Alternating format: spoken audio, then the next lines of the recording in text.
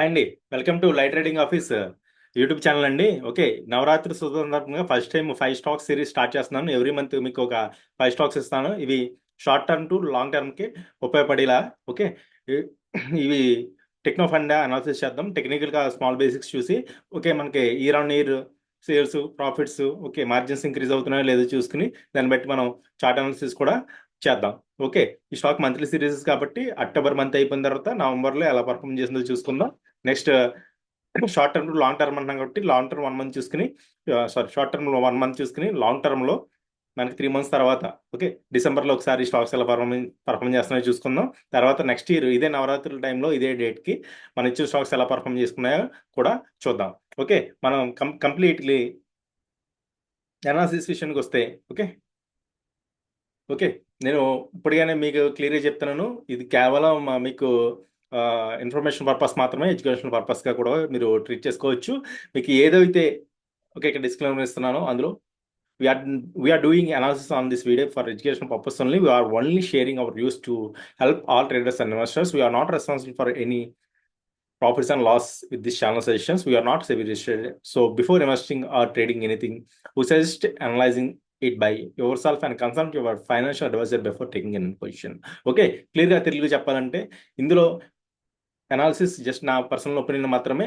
మీరు ఏదైతే ఈ స్టాక్స్ చూస్తున్నారో మీ ఓన్ రీసెర్చ్ చేసుకుని ఓకే మీకు కూడా సాటిస్ఫాక్షన్ కనిపిస్తాయి, మీకు జస్టిఫికేషన్ కనిపిస్తాయి. ఈ ఏదైతే స్టాక్స్ మనం డిస్కస్ చేసామో మీ ఓన్ రీసెర్చ్ చేసుకుని ఓకే మీ ఫైనల్ డిసిషన్ తీసుకుని మీరు చేసుకోవచ్చు. ఓకే, మీకు ప్రాఫిట్స్ వచ్చినా లాస్ వచ్చినా నాకు ఎటువంటి సంబంధం ఉండదు. ఈ వీడియో అనేది just education and information purpose మాత్రమే చూడవలసిందిగా నా request. And coming to the video analysis video. Okay, ఇవాళ 5 స్టాక్స్ గురించి మాట్లాడుకున్నాం కదా. ఫస్ట్ స్టాక్ వచ్చి విజయ డయాగ్నోస్టిక్స్. ఓకే, ఇది మీకు రూరల్ ఏరియాస్లో చూసుకున్నట్టయితే మీకు స్మాల్ టౌన్స్లో okay small to mid towns okay మీకు పెద్ద సిటీస్లో కూడా ఎక్కువగా విజయ డయాగ్నోస్టిక్స్ అనేది బాగా పాపులర్. రూరల్ ఏరియాస్ రిలేటెడ్లో అయితే విజయ డయాగ్నోస్టిక్స్ తెలియని వాళ్ళు అయితే ఉండరు నాకు తెలిసి. ఓకే, ఈ ఈ స్టాక్ వచ్చి 10,000 market cap. Okay, return on capital employ 19.5%, return on equity 17.8%. Okay, profit and loss statement చూసినట్టయితే మీరు 2018 నుంచి చూసుకున్నట్టయితే 251 crores సేల్స్, 293 crores, 339, 377, 462, 459, 548. గ్రాడ్యువల్గా సేల్స్ అనేది ప్రతి ఇయర్ ఇంక్రీజ్ అవుతూ వెళ్తున్నాయి. ఓకే, వీళ్ళ మార్జిన్స్ చూసుకున్నట్టయితే 32%, 37%, 39%, 44%, 44, 40, 40. మార్జిన్స్ అనేది 2022 దాకా గ్రాడ్యువల్ ఇంక్రీజ్ అయినాయి. తర్వాత స్మాల్ డిప్ బట్ కాన్స్టెంట్ గానే ఉన్నాయి. ఓకే, మీరు నెట్ ప్రాఫిట్ చూసుకున్నట్టయితే 35,000 crores, 46,000 crores, 63,000 sorry 35 crores, 46 crores, 63 crores, 85 crores, 111 crores, 85 crores, 120 crores. Okay, మీకు ప్రాఫిట్స్ అనేవి కూడా మీకు ఇయర్ ఆన్ ఇయర్ కంపేర్ చేసుకున్నా సరే ప్రాఫిట్స్ అనేవి కూడా ఇంక్రీజ్ అవుతున్నాయి. ఓకే, ఈ కంపెనీ యొక్క ఇన్వెస్టర్స్ ఎలా ఉన్నారో చూసుకున్నట్టయితే మీకు ఫ్లాట్గా ఉంది. మీకు ప్రమోటర్స్ హోల్డింగ్స్ అనేది ఫ్లాట్గా ఉంది. ప్రమోటర్స్ హోల్డింగ్స్ కానీ ఫ్లాట్గా ఉంది ఆల్మోస్ట్. ఓకే, ఎఫ్ఐఎస్ చూసుకున్నట్టయితే వాళ్ళు కూడా 20% మెయింటైన్ చేస్తున్నారు. డిఎస్ చూసుకున్నట్టయితే వాళ్ళు స్లోగా పెంచుకుంటున్నారు. 18%, 19%, 20, 21 అట్లా. మీరు ఇక్కడ చూసుకున్నట్టయితే పబ్లిక్ ఫ్లోటింగ్ అనేది చాలా తక్కువ ఉంది. ఇక్కడ బిలో 5% ఉంది. ఇక్కడ 5, ఇక్కడ 5.7. ఓకే, 5 నుంచి ఆల్మోస్ట్ 4 పడిపోయింది. పబ్లిక్ ఫ్లోటింగ్ తక్కువ ఉంటే ఏమవుతుందంటే స్టాక్లో మంచిగా రిజల్ట్ పోస్ట్ చేసినప్పుడు కానీ లేకపోతే మీకు స్టాక్స్ ఏమన్నా మంచి న్యూస్ ఏమైనా వచ్చినప్పుడు ఆటోమేటిక్గా ఆ షేర్స్ డిమాండ్ పెరుగుతుంది అన్నమాట. ఏంటంటే పబ్లిక్ ఫ్లోటింగ్ తక్కువ ఉన్నప్పుడు ఏమవుతుందంటే అమ్మే వాళ్ళు తక్కువ ఉన్నప్పుడు కొనే వాళ్ళు ఎక్కువ ఉన్నప్పుడు ఆటోమేటిక్గా ఆ స్టాక్ ప్రైస్ అనేది డిమాండ్ అనేది పెరుగుతుంది అనమాట. ఓకే, సో పబ్లిక్ ఫ్లోటింగ్ తక్కువ ఉన్న కంపెనీస్ మీకు గ్రాడ్యువల్గా గ్రాఫ్లో గ్రాడ్యువల్ ఇంక్రీజ్ అవుతున్నట్టుగా మీకు ఎప్పుడు కూడా కనిపిస్తూ ఉంటాయి. కాకపోతే మీరు ఒకసారి చెక్ చేసుకోండి. Coming to the lab Vijaya diagnostics. Okay, come to the chart. ఈ చార్ట్ చూసినట్టయితే ఇది మీకు వీక్లీ చార్ట్.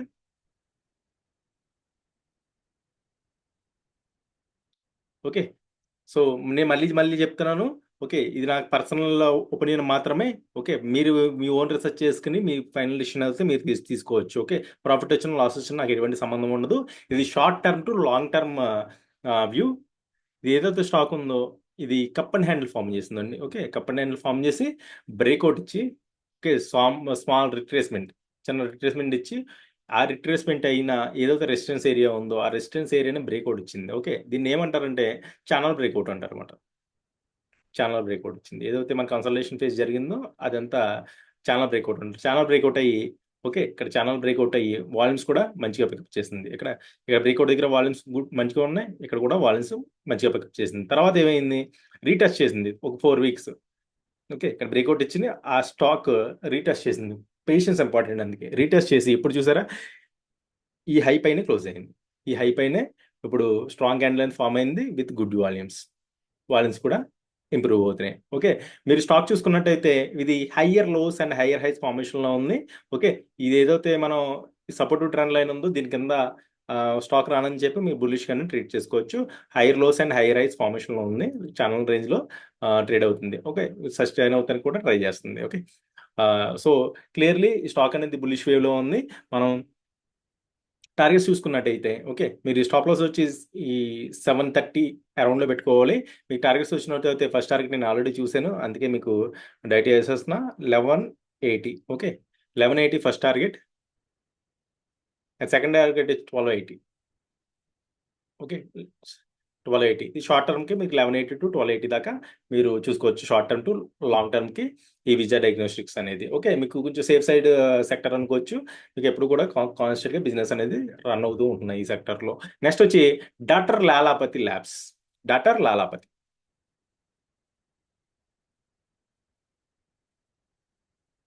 డాక్టర్ లాలాపతి చూడండి, కంపేర్ టు విజయ డయాగ్నోస్టిక్స్ ఇది చాలా పెద్ద company, 29,000 crores market cap, ROCE and ROI కూడా బాగుంది. ఓకే, ఇది కూడా మీకు డయాగ్నోసిస్ స్పేస్లో రకరకాల టెస్ట్లు అన్ని చేసి వీళ్ళు ఇస్తూ ఉంటారు కదా, అట్లాంటిది. నెక్స్ట్ ప్రాఫిట్స్ అండ్ లాస్ చూడండి, gradual increase in sales 400, 500, 600, 700, 900, 1000, 1200, 1300, 1500, 2000, 2000, 2200. Okay, gradual increasing sales. And margins చూసుకున్నట్టయితే వీళ్ళు లాస్ట్ ఇయర్తో పోలిస్తే ఇయర్ మార్జిన్స్ అనేది కూడా ఇంప్రూవ్ చేసుకున్నారు, 24% నుంచి 27%కి. ఓకే, వీళ్ళు కాన్స్టెంట్గా 24% పైనే వీళ్ళు యావరేజ్గా 24% పైనే వీళ్ళు మార్జిన్స్ అనేది మెయింటైన్ చేస్తున్నారు. ప్రాఫిట్ చూసుకున్నట్టయితే 55 crores, 80 crores, 96, 133, 156, 172, 200, 228, 296, 350, 241, 362. గ్రాడ్యువల్గా వీళ్ళ ప్రాఫిట్స్ అనేది ఇంక్రీజ్ అవుతూ ఉన్నాయి. ఓకే, 2023లో కొంచెం డిప్ కనిపించింది, బట్ ఏంటి 2024లో అది కవర్ చేసుకుంటూ మళ్ళీ ప్రాఫిట్ అనేది పాత ట్రాక్లోకి వచ్చేసింది అనమాట stock. Okay, compare to last year ఈ ఇయర్ మంచిగానే పర్ఫామ్ చేసింది. ఓకే, ఇది మనకి ఫైనాన్షియల్గా చూసుకుంటే మన స్టాక్ చార్ట్ చూసినట్టయితే doctor Lalpath labs double bottom form చేసింది. ఓకే, డబుల్ బాటమ్ ఫామ్ చేసింది, ఫ్లాగ్ స్ట్రక్చర్ ఫామ్ చేసిందండి. Ready to give flag breakout అనమాట. వన్స్ ఫ్లాగ్ బ్రేక్అవుట్ అయితే మీకు షార్ట్ టర్మ్కి 3800, ఓకే 4200, లాంగ్ టర్మ్కి వచ్చి 5000 అండ్ 5700 దాకా చూసుకోవచ్చు. ఈ స్టాక్ యొక్క సపోర్ట్ వచ్చి 2800 కింద ఉంది. ఓకే, 2800 కింద సపోర్ట్ తీసుకుని మీరు ఈ స్టాక్స్ అనేది షార్ట్ టర్మ్ టు లాంగ్ టర్మ్కి ఇట్లా చూసుకోవచ్చు. నెక్స్ట్ స్టాక్ వచ్చి Alembic Pharma. Okay, Alembic Pharma ఈ stock 24,000 market cap. 24,000 market cap. మీరు ఇన్వెస్టర్ చూసుకున్నట్టయితే 69% ప్రమోటర్స్, కాన్స్టెంట్ మాట. అసలు ప్రమోటర్ హోల్డింగ్స్లో ఎటువంటి ఫ్లక్చువేషన్స్ డిప్ కానీ అసలు ఏమీ లేదు. సో చాలా ప్రమోటర్స్ అవుతుంది దీన్ని చాలా స్ట్రాంగ్ హోల్డ్ చేస్తున్నారు. FIS కూడా 4%. ఓకే, 4% మెయింటైన్ చేసుకుంటూ స్ట్రాంగ్ హోల్డ్ చేస్తున్నారు. DAS పెంచుకుంటున్నారు. Okay, domestic institutional investors 13%, 14%, 14.5, 15.3, 15.47 gradual increase చేసుకుంటూ ఉంటున్నారు. పబ్లిక్ ఫ్లోటింగ్ అనేది ఇందులో తగ్గుతుంది చూడండి, 12%, 11%, 11.36, 10%, 10%. ఓకే, పబ్లిక్ ఫ్లోటింగ్ ఎప్పుడైతే మీకు తక్కువ ఉంటుందో ఆ స్టాక్స్లో మీకు చార్ట్లు చూసుకున్నట్టయితే హై రైస్ ఫామ్ చేసుకుంటే గ్రాడ్యువల్ మూవ్మెంట్ అనేది మీకు ఎప్పుడు కనిపిస్తూ ఉంటుంది. సో సేమ్ మన విజయ ఇన్వెస్టర్ కూడా అదే చెప్పాను, అది కూడా పబ్లిక్ ఫ్లోటింగ్ ఇంకా తక్కువ కంపేటివ్లీ దీంతో పోలిస్తే. ఇది కూడా సేమ్ అలాగే స్టాక్ అనేది అప్పర్ హైర్ హ్యాండ్ ఫామ్ చేస్తూ ఉంటూ మీకు కనిపించే ఛాన్స్ ఉందన్నమాట. అలంబిక్ ఫార్మా మీకు లాంగ్ టర్మ్ పర్పస్కి, ఓకే లాంగ్ టర్మ్ పర్పస్కి ఏవైతే మనం స్టాక్ డిస్కస్ చేస్తున్నామో మీరు 1 to 2 years హోల్డ్ చేసుకున్నట్టయితే ఇందులో మీరు మంచి రిజల్ట్ చూసే ఛాన్సెస్ ఉన్నాయి. ఓకే, ఇది inverted head and shoulders form చేసింది. ఈ stock inverted head and shoulders form చేసింది, ఇక్కడ బ్రేక్అవుట్ ఇచ్చింది. ఓకే, బ్రేక్అవుట్ ఇచ్చి రీటెస్ట్ చేసి మళ్ళీ పైకి వెళ్ళడానికి ప్రయత్నిస్తుంది అనమాట. ఓకే, ఈ స్టాక్ అనేది మీకు క్లియర్ చెప్తున్నాను, 1278, 1200 అంటే 1278, 1278 పైన మీ స్టాక్ క్లోజ్ అవుతే ఇందులో మనం ర్యాలీ ఎక్స్పెక్ట్ చేయొచ్చు. షార్ట్ టర్మ్కి మీకు టార్గెట్ చూసినట్టయితే 1450, ఓకే 1550. ఓకే, లాంగ్ టర్మ్ మీకు చూసుకున్నట్టయితే మీకు మంచిగా పోస్ట్ అయ్యే ఛాన్స్ ఉంది. ఓకే, లాంగ్ టర్మ్ చూసుకున్నట్టయితే మీరు 1700 దాకా టార్గెట్ చూసుకోవచ్చు ఇందులో. లాంగ్ టర్మ్కి 1700 దాకా మీరు ఈ అలంబిక్ ఫార్మాలో చూసుకోవచ్చు. ఓకే, ఇవన్నీ కూడా స్లో మూవింగ్ స్టాక్స్, బట్ ఏంటంటే బెటర్గా పర్ఫార్మ్ చేసే స్టాక్స్. ఓకే, మీకు మంచి మార్కెట్ క్యాప్ ఉంది, మంచి బిజినెస్ ఉన్నాయి. ఈ pharma sector and diagnostic sectors ప్రస్తుతానికి మనం మూడు ఈ ఫేజ్లో మనం డిస్కస్ చేసాం. ఓకే, ఇది కూడా higher lows and higher highs and higher lows ఫార్మేషన్తో స్టాక్ వెళ్తుంది. బులిష్ స్ట్రక్చర్ అయితే మెయింటైన్ చేస్తుంది. ఇవి మీకు ప్రజెంట్ ఇప్పుడు మనకి 3 స్టాక్స్ అయినాయి. నెక్స్ట్ వచ్చే స్టాక్ వచ్చి okay, anyone guess? India Infoline securities, IIFL securities. Okay, IIFL securities ఈ స్టాక్ గురించి మనం డిస్కస్ చేద్దాం. ముందు ఫైనాన్షియల్ చూస్తాం. IIFL okay, max standard companies ఇస్తున్నానండి, ఏ పడితే అవి ఇవ్వట్లేదు. 12,200 crores market cap. ROC oh great, ROE బాగుంది. ఓకే, ఆర్ఓఐ కూడా చాలా బాగా మెయింటైన్ చేస్తుంది కంపెనీ. మీకు ఐఏఎఫ్ఎల్ సెక్యూరిటీస్ అంటే డిమాట్ అకౌంట్స్ ఓపెన్ చేసే కంపెనీ. మనకి అప్ స్టాక్స్, జెరోదా, లైక్ అలా మోతీలాల్ ఓస్వాల్, ఇట్లా చాలా కంపెనీస్ ఉన్నాయి కదా demat accounts related, commodities related and digital gold provide చేసి ఇలాంటివి, ఇట్లా financials related, brokerage related stocks మాట. ఇందులో మంచి మూవ్మెంట్ అనేది కూడా కనిపిస్తుంది. ఆల్రెడీ మంచి పర్ఫార్మ్ చేసింది. ఇంకా ఫ్యూచర్లో నెక్స్ట్ 1 yearలో కూడా ఇది పర్ఫార్మ్ చేసే ఎక్స్పెక్టేషన్స్ అయితే ఇండస్ట్రీలో ఉన్నాయి.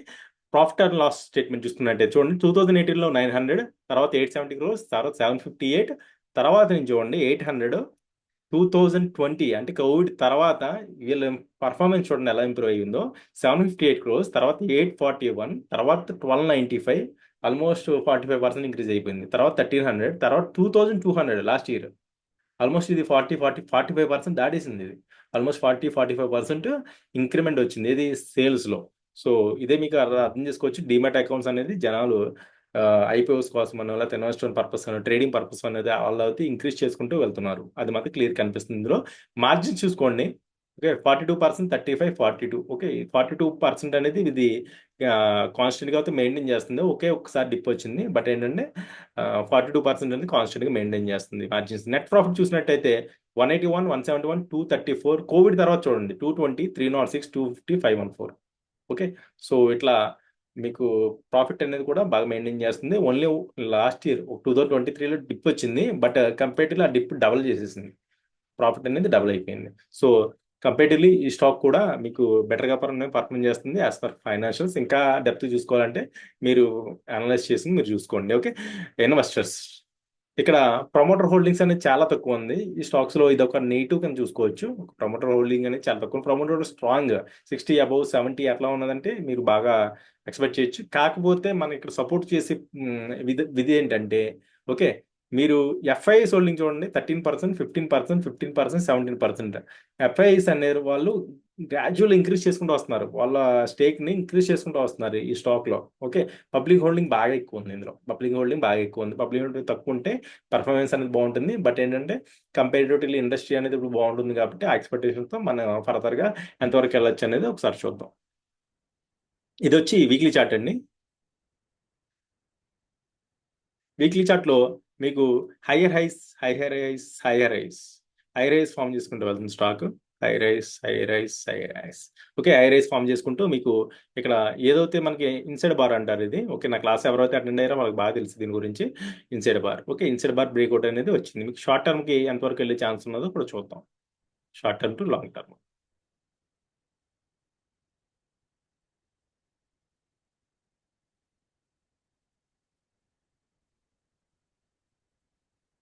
ఓకే, ఇన్సైడ్ బార్ ఫార్మేషన్ లాంటిది కాదు, ఇన్సైడ్ బార్ ఫార్మేషన్ బ్రేక్అవుట్స్ కూడా ఇచ్చింది. స్టాక్ ఫర్దర్గా మూవ్మెంట్ ఎక్కడ దాకా రావచ్చు చూద్దాం షార్ట్ టర్మ్లో.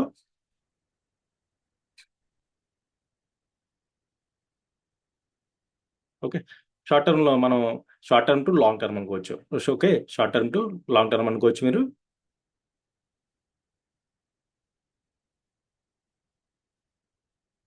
ఓకే, ఇక్కడ నుంచి ఒక 95 to 100 పాయింట్స్ సపోర్ట్స్ కింద తీసుకుని, అంటే 95 to 100 పాయింట్స్ మీకు స్టాప్ లాస్ కింద తీసుకుని ఒక 100 పాయింట్స్ ఇందులో ఎక్స్పెక్ట్ చేయొచ్చు short term to long term. Okay, 500. Short term to long term ఇక్కడ వరకు మీరు ఈ స్టాక్లు అనేది మీరు ఎక్స్పెక్ట్ చేయడం ఫస్ట్ టార్గెట్ కింద ఐఎఫ్ఎల్ సెక్యూరిటీస్లో డిప్స్ యాడ్ అండ్ డిప్స్ అన్నట్టుగా. ఓకే, మీకు డిప్స్ దొరికితే డిప్స్లో దొరికితే తీసుకోండి, లేకపోతే కొద్ది కొద్దిగా యాడ్ చేసుకుంటూ వెళ్ళండి. ఓకే, ఇది ఐఎఫ్ఎల్ సెక్యూరిటీస్ ఇంతకన్నా పర్ఫామ్ చేసే ఛాన్స్ ఉన్నదా లేదా అని ఒకసారి చూద్దాం. మంత్లీ వ్యూలో చూద్దాం, ఇయర్లీ. ఓకే, ఈ ప్రస్తుతానికి అయితే ఆల్ టైమ్ హైలో నడుస్తుంది. బట్ ఏంటంటే ఇండస్ట్రీ నెక్స్ట్ వచ్చే ఇయర్స్లో ఇండస్ట్రీ బ్రోకరేజ్ ఇండస్ట్రీస్ ఏదైతే ఉందో మన డిమోట్ అకౌంట్స్ పెరిగే ఛాన్సెస్ ఇంకా ఎక్కువ ఉన్న ఎక్స్పెక్టేషన్స్తో ఇవి మూవ్ అవుతున్నాయి. సో ఇది రీసెంట్గా వీళ్ళకి gold, okay, gold loan business ఉండేది వరకు అది రిస్ట్రిక్షన్ జరిగి ఆర్బీఐ ద్వారా ఆగిపోవడం జరిగింది. ఇప్పుడు దానికి క్లియర్ ఏదైతే ఉందో ఆ పర్మిషన్స్ అయితే ఇచ్చేసారు, లైసెన్స్ అయితే ఇచ్చేసారు వీళ్ళకి. సో అందుకని ఇప్పుడు ఆ గోల్డ్ రిలేటెడ్ బిజినెస్లో వీళ్ళు గ్రో అవుతారనే ఎక్స్పెక్టేషన్స్తో ఈ స్టాక్ అనేది బాగా గట్టిగా పర్ఫామ్ చేస్తుంది. లాస్ట్ 1 మంత్ నుంచి ఈ స్టాక్ అనేది బాగా పర్ఫామ్ చేస్తుంది, లాస్ట్ 1-2 మంత్స్ నుంచి. ఓకే, నేను ఉన్న విషయం చెప్పాలి, పేడ్ వాళ్ళకి 260 ఇచ్చాను, ఆల్మోస్ట్ 400. ఓకే, ఇది ఇంకా ర్యాలీ అయ్యే ఛాన్స్ ఉంది. 20-25% వరకు షార్ట్ టర్మ్లో ఎక్స్పెక్ట్ చేయొచ్చు. మీరు లాంగ్ టర్మ్లో 600 దాకా కూడా ఎక్స్పెక్ట్ చేసే ఛాన్సెస్ ఉన్నాయి ఇందులో. నెక్స్ట్ వచ్చి ఇప్పటి వరకు మనం ఏదైతే స్టాక్ డిస్కస్ చేసామో, ఓకే, 4 స్టాక్స్ డిస్కస్ చేసాం. Vijaya diagnostics, doctor Lalpath labs, okay, next Alembic Pharma, ఇప్పుడు ఐఏఎఫ్ఎల్ సెక్యూరిటీస్. ఇవన్నీ కూడా 10,000 పైన మార్కెట్ క్యాప్ ఉన్నవే. మీకు సేల్స్ ప్రాఫిట్స్లో మీకు ఇయర్ ఆన్ ఇయర్ ఇంక్రిమెంట్ కనిపిస్తున్నాయి, చూసాం. ఓకే, నెక్స్ట్ వచ్చి ఇదే బ్రోకర్ స్పేస్లో జియోజిట్ చూస్తున్నా. ఓకే, జియోజిట్ ఫైనాన్షియల్ సర్వీస్ చూస్తున్నా. ఇది 3,900 మార్కెట్ క్యాప్ ఉన్న కంపెనీ. ROE చూసుకోవచ్చు. మీరు ప్రాఫిట్స్ చూసుకున్నట్టయితే చూడండి, 2020 నుంచి చూడండి, 2020 నుంచి కోవిడ్ తర్వాత నుంచి చూడండి, 306 రెండు ఒకటే sector related. 306, 426, 500, 447, 623. Okay, gradual increase కనిపిస్తుంది చూసారా. ఇక్కడ చిన్న డిప్ వచ్చింది, అది కవర్ చేసేసి. మీకు ప్రాఫిట్స్ మార్జిన్ చూసుకున్నట్టయితే మీకు లాస్ట్ ఇయర్తో కంపేర్ చేస్తే 2024లో వీళ్ళకి 3% మార్జిన్స్ కూడా పెరిగినాయి. ఓకే, వీళ్ళు అంతకు ముందు చూసుకున్నట్టయితే 28, 33, 45 మంచిగా మార్జిన్స్ కూడా బాగా వస్తున్నాయి వీళ్ళకి. ప్రాఫిట్ చూడండి, 51 crores, 127 crores, 154, 101, 149. వీళ్ళు యావరేజ్ కూడా మీరు మంచి ట్రాక్లోనే వీళ్ళు మెయింటైన్ చేస్తున్నారు సేల్స్ అండ్ ప్రాఫిట్స్ కూడా. మీకు స్టాక్ విషయానికి వచ్చినట్టయితే జియోజిట్. ఓకే, జియోజిట్ ఏదైతే ఉందో ఇది మనం ప్రీవియస్గా అనలైజ్ చేసింది, ఒకసారి చూద్దాం. ఇది